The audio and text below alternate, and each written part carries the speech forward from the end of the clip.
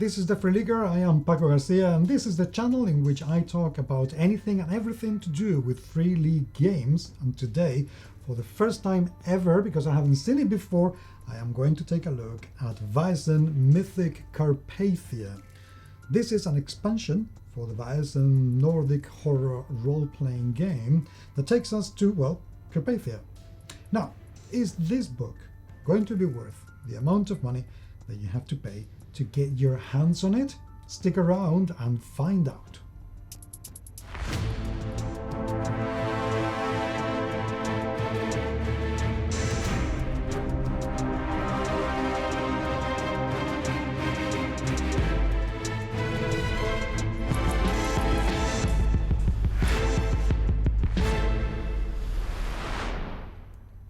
One of the great things about role-playing games that deal with real horror, as in, real traditions, is that you can expand them pretty much anywhere you like. Free League did this with Mythic Britain, and now it's going to Mythic Carpathia. Now, this is not hiding what this game expansion is going to bring you, and it is vampires. Yep. The cover is already showing a really scary looking creature that you wouldn't want to have as a pet. I definitely wouldn't want to have as a pet. In an absolutely gorgeous illustration that leaves no doubt that this is going to be a very horrific and very dangerous game. The back tells us what we're going to be finding inside the book, which is very good because I love it when books use the back wisely. And this is it, as well as beautifully. So let's look at the production of this, shall we? I'm going very carefully to damage the pages. I take incredibly good care of my game collection, and these books are precious to me because I have so much fun with them. So I don't know if you can see, if I will be able to show you, but the words Vaesen, the title, is slightly shinier than the rest of the cover, which is very soft and matte and feels beautiful to the touch. The printing is as good as you would expect from any of Free League's books, and we get contents: Mythic Carpathia, the Carpathian Society, because we're going to be in Prague. So this is going to be like a kind of a branch, a separate branch of the umbrella of Castle Gillenkrutz. We have different Vaesen of Carpathia, among them Baba Yaga. Oh, scary. A Treaty for Blood, The Gathering Storm, and The Secret of Maharal are 3 adventures. So this book, basically, you have everything. Love that the bibliography is actually in the front. Usually this kind of thing is in an annex at the back, but no, this time it's... check out these books also. Don't stay just here. This is very good. And I like that they're using Ukrainian sources as well. So 2 sides, so 2 columns. I love the font. As usual, I wish there was a little bit more space between the paragraphs because that's a little bit more accessible for people with dyslexia like myself. But this is very easy to read. I don't feel that this is overcrowded with words at all. I love the maps, even though they're a little bit on the busy side, but that also means that there's so many things to do in these maps. Okay, we have a good description of the cities. There aren't as many illustrations as I would have expected. And here we go to Prague. Love the old, ancient feel of the map. Oof. Very nice. I can see these as an oil painting in pretty much any mansion.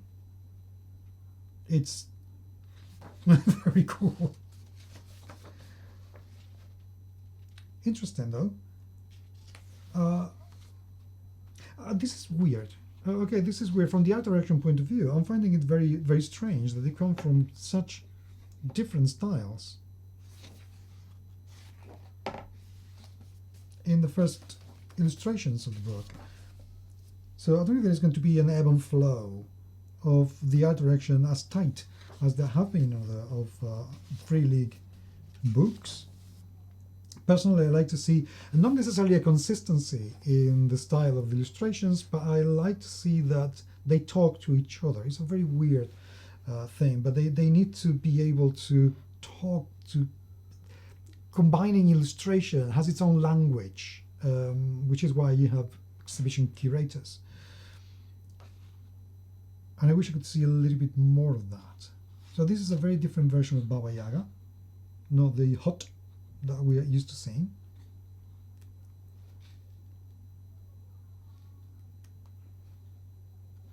But they all come illustrated, which is good. And the illustrations, this is what I meant, you know, all the illustrations in here, they kind of talk to each other. They have a style that do complement each other. And that, to me, is very, very important.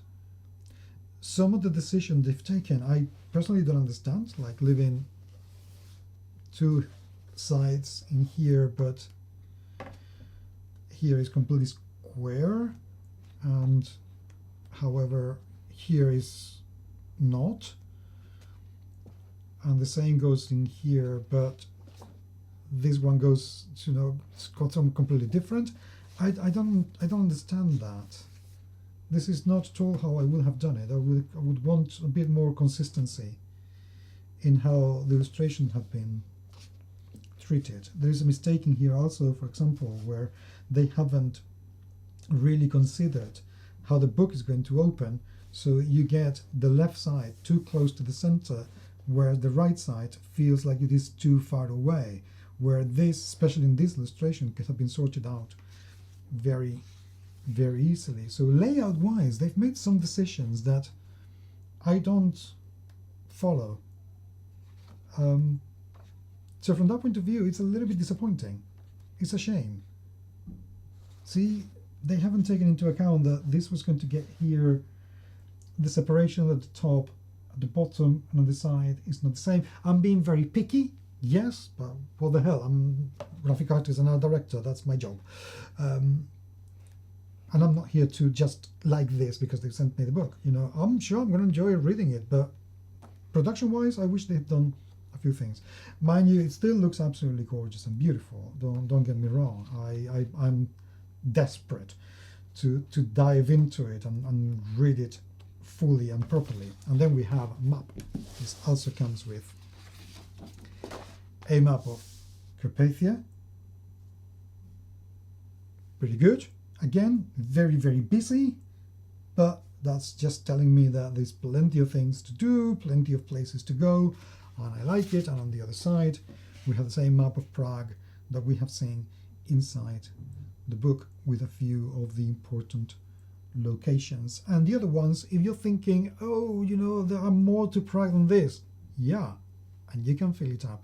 And this is one of the cool things I like about some of these games, that they leave these spaces for you to be able to put your stickers and paint it and do whatever you want and create your own Prague. So am I happy about this? I'm happy about what the content is going to be like, I'm sure.